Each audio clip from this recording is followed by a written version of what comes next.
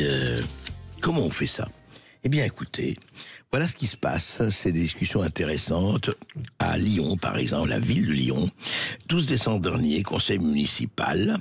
Eh bien, les écologistes ont parlé du budget participatif de la ville de Lyon. Eh bien, les écologistes, les élus écologistes, les représentants écologistes, ont parlé d'un certain atelier de sensibilisation, information de l'association Lichen, qui a reçu 3 000 €. Eh bien, il faut rentrer, vous allez écouter, on va voir, c'est en plein conseil municipal de Lyon, et c'est Laurence Croisier, la conseillère municipale du groupe LN, qui a eu le toupet d'interpeller les écologistes sur ceci. Écoutez. L'atelier de sensibilisation, formation à la concertation avec les vivants que vous avez proposé aux responsables des BUPA d'arrondissement. Cet atelier de sensibilisation permet, je cite, je n'invente rien, de prendre en compte les intérêts des vivants non humains, d'orienter les décisions politiques autour d'un enjeu d'aménagement local à partir d'une assemblée temporaire de parties prenantes humaines et non humaines.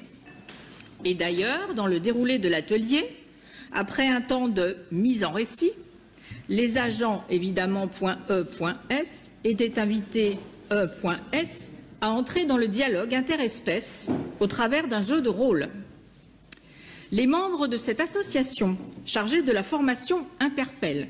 Le premier membre est Boulot Pleureur, qui fait partie de l'association, car son dernier élagage fut brutal, et depuis... non, écoute, Boulot est encore plus pleureur. C'est terrible. Vous voyez ce qui se passe? C'est très intéressant. On arrive vraiment à un degré de civilisation qu'on n'avait pas connu, hélas, jusqu'ici. Voilà, dialogue entre humain et non humain. Et ce pauvre Boulot pleureur qui a été élagué, cet arbre qui a été élagué, il pleure encore plus. Oui, je propose un téléthon pour les arbres pleureurs, pour les saules d'ailleurs pleureurs et compagnie, ce que propose tout à fait sérieusement cette association, voilà, pour entrer dans un dialogue interespèces. C'est très intéressant, mais ça ne s'arrête pas là, écoutez. Le coquelicot, fleur fragilisée par les pesticides, est le deuxième adhérent de l'association. Puis vient jardin mousse et mycélium, ou ours, parce qu'il faut que ça soit genré quand même à un moment, qui a le poil brun et le caractère bien trempé. Donc tous ces membres à part entière de cette association, qui je vous le rassure comporte aussi quelques vivants humains, étaient-ils indispensables pour la formation de nos agents? Passez-moi, je rêve. Mais bien sûr, c'est indispensable. Enfin, Laurence Croisier, c'est très important. Moi, je veux dire, j'ai parlé ce matin, on a eu parmi les auditeurs 2 ou 3 arbres, quelques coquelicots et, je ne sais pas, 3 roses trémières qui nous ont dit, oui, on ne s'occupe pas assez de nous. On nous a servi.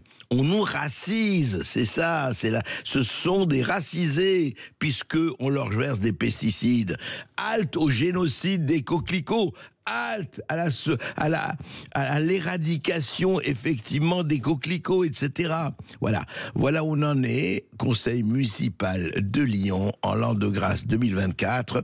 Joyeux Noël au conseil municipal de Lyon, et nous espérons que les résistants des arbres, des coquelicots, des fleurs et des arbres folles vont continuer à se battre.